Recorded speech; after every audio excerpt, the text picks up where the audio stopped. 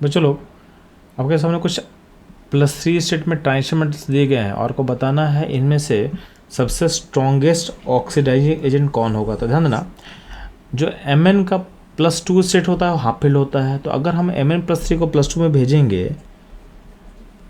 तो अपने half field state को अचीव करेगा। तो ये बहुत इजीली खुद को रिड्यूस करना चाहेगा, यानी ये इन सब में बेस्ट ऑक्सीडाइजिंग एजेंट हो सकता है। और इसको हम लोग फर्दर कंफर्म करेंगे आपके ई नोड वैल्यूज से। तो आपके एनसीईआरटी में टेबल में ई नोड वैल्यू दिया हुआ है, तो +3 से +2 आने का जो ई नोड वैल्यूज है अब देखोगे तो Mn का जो वैल्यू है +1.57 है, क्रोमियम का नेगेटिव में है, आयरन का 0.77 है, और आपके पास जो टाइटेनियम +3 का उसका वैल्यू है -0.26 है। तो आप देखोगे इन सब में जो सबसे लार्जेस्ट वैल्यू किसका है, Mn का है। तो इस बार Mn आप सेफली जो है Mn+3 को सेफली आप क्या कर सकते हो, अपने आंसर को बोल सकते हो। ठीक है।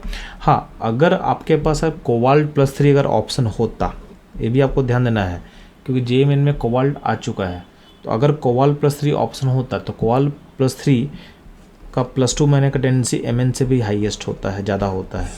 ये आप देखना, इसका कोई लॉजिक तो नहीं है, बट आप ई नोड वैल्यूज को आप देखोगे तो यहाँ पे वैल्यू कितना दिया होगा, पास 1.97 है।